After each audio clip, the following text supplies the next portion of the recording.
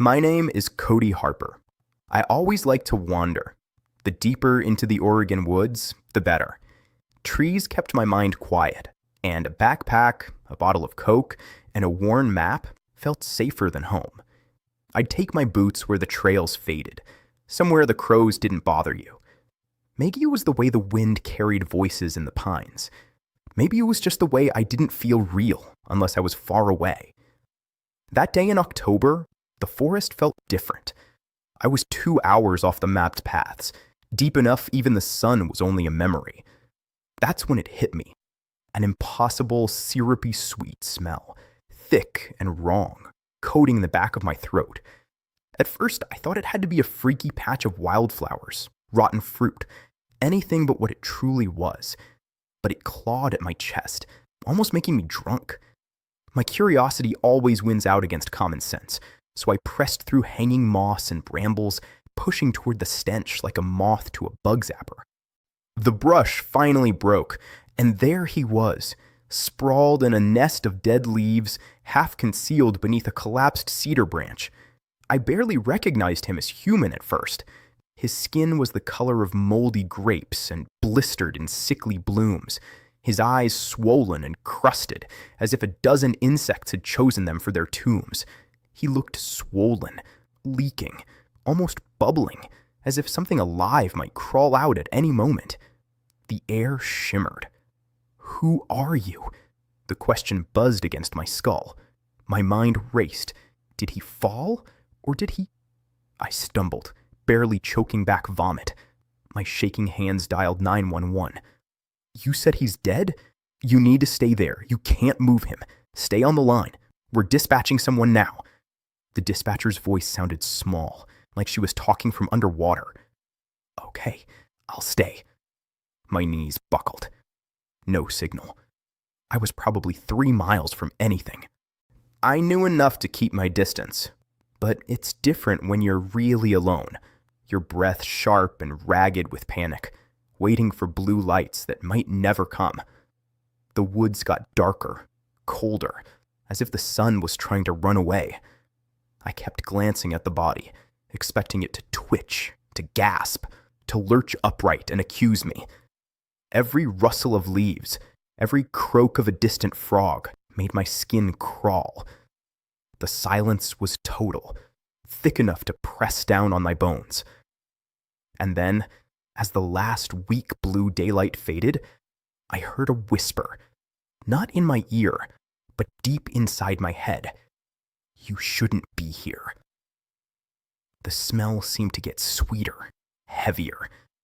The forest started to feel so vast and black that I couldn't tell where I ended and the darkness began. That's when his eyes rolled in their sockets. Just a little. What if you couldn't trust what your own eyes and ears told you anymore? Imagine sitting alone in the suffocating dark of the forest, feeling the wet taste of decay on your tongue. When the impossible happens, those lifeless eyes flicker and fix on you, and a voice that isn't carried by air invades your mind with a single terrible thought. You don't belong here, but you could belong here if you just let go.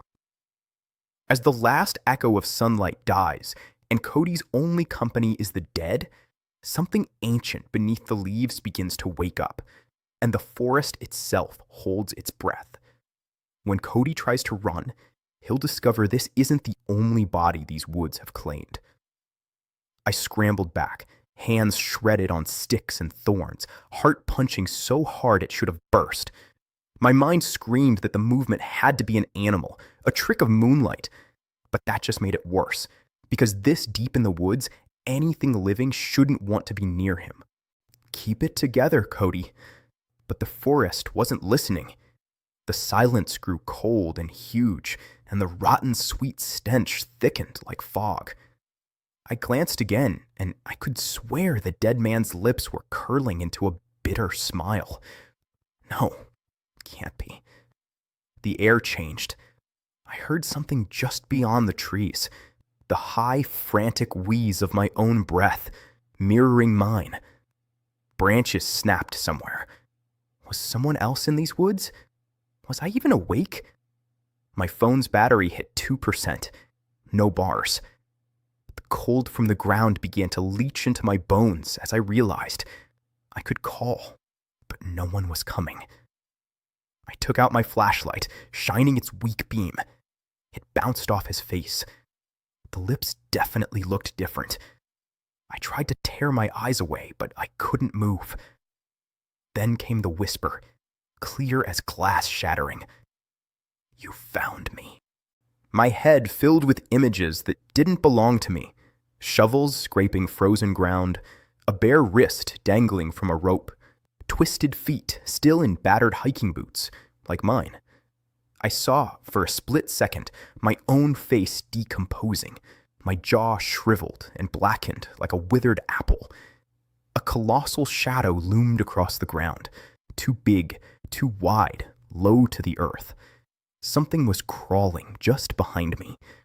I stood up so sharp I almost fainted, spinning with the flashlight toward the rustling. But no animal stared back, no wild beast, just an ancient rotted log, split open. Maggots wormed through it in intricate spirals, and inside the holes, dozens of tiny, staring eyes watched me. Eyes I recognized. Mine. Stay. The corpse gurgled, lips unlatching, jaw at an impossible angle. With me. The air became syrup, smothering. Above me, I heard boots crunching, someone coming, fast. But were they coming for help or to join him? The flashlight fizzled and died. With only broken darkness left, Cody is forced to face the horrifying truth. He's trapped in these woods with the dead, and maybe with something far older, something hungry for memory, regret, and fear. As footsteps circle closer and the rotting voice grows stronger inside his skull, Cody must ask himself what's real, what's nightmare, and just how deep the roots of this forest truly go. When the police finally reach him, will he still be Cody, or will he be something else entirely? And if they save him, do they even realize what else they're letting walk out with them? The laughter that crackled through the blackness wasn't human.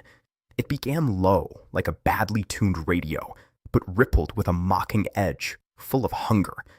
I squeezed my eyes shut, ears ringing, heart trying to blast its way out of my chest. I wanted to run, but my legs wouldn't obey. It was as if the forest floor itself was clutching my boots. Cody, you're freaking out. Just stay awake. But that whisper, not quite voice, slithered between my thoughts. You're not leaving. Not you. Not ever. Suddenly, a blinding beam of light, real this time, sliced through the branches. Hello? Is anyone there? A cop's voice, sharp and real, echoed through the trees. Here! I'm here! I surged forward, snagging my arm on a blackberry vine, desperate for the presence of another living soul. 2 officers appeared, one older, one young and nervous. They found the body fast. The look on the old cop's face twisted into something haunted, like he'd seen all this before. He swept his flashlight at my face and frowned. You all right, son? I lied. I'm fine, just shaken. But I couldn't stop staring at the body. The face had changed. It was me. For half a second, slack-jawed, greenish skin, my own dead eyes leering back, as if welcoming me. The old cop put a hand on my shoulder. You did good. It's bad luck, but you did all you could. No one will blame you. His words sounded rehearsed, emptied out by time. But behind him, in the buzzing sweep of red and blue lights, shadows danced, faces shivering in the trees, bodies twitching at the forest's edge, already forming a circle. I blinked hard. Suddenly, just trees. On the ride out, the radio static filled the cruiser. Somewhere in it, under the white noise, I heard it again.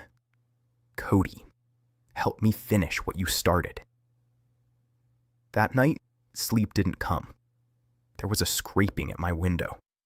and I realized I hadn't brought the woods back with me. The woods had brought something else out. It's easy to believe in ghosts after you've listened to the dead whisper through static at midnight. But what if those voices don't want justice or peace, but something far worse? As Cody's dreams begin to rot into waking nightmares, as mirrors show him faces that aren't his, and rot spreads through his apartment, he'll confront an impossible terror. What if, in saving a stranger's body, Cody opened the door for something else to wear his skin? The boundaries between real and imaginary collapse, and someone, or something, wants to finish what he started in the woods, no matter the cost. I wish I could say things went back to normal. I tried. Coffee, cold showers, even therapy.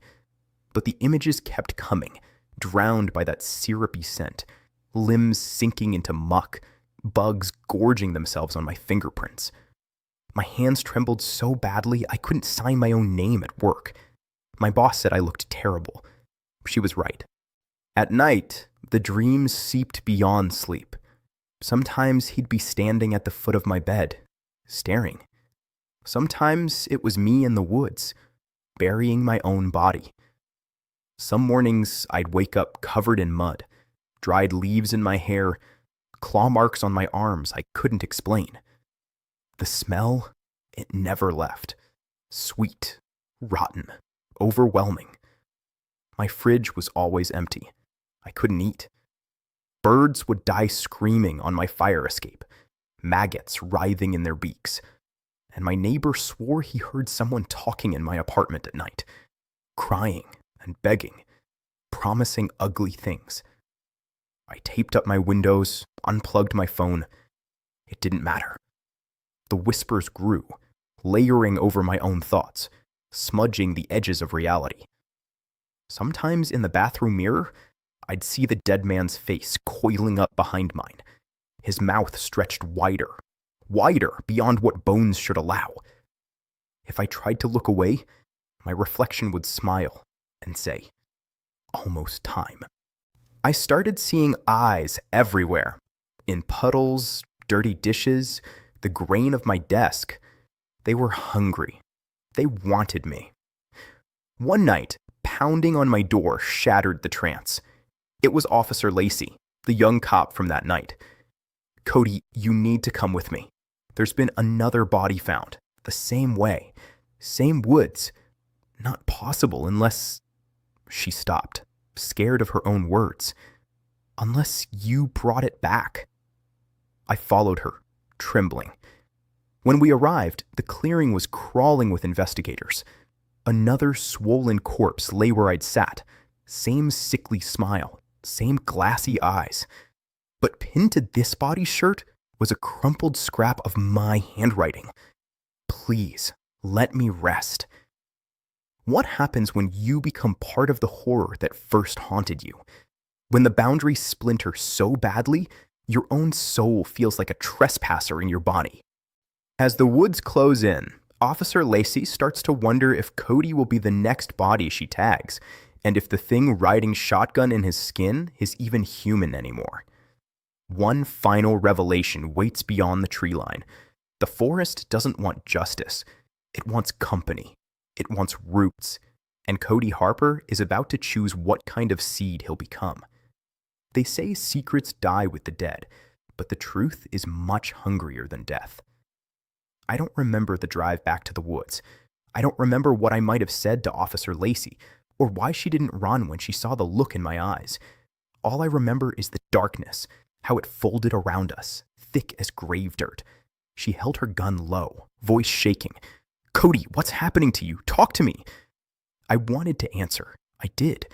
But the thing inside me, the thing that woke up, in the clearing, had learned to use my mouth. It spoke with my voice, rough and wrong. "We are not finished. Not yet. The woods are still hungry." Lacey stepped back, gun raised. "Stay where you are." But something else was rising from beneath the soil, twisting between my legs, rooting me in place.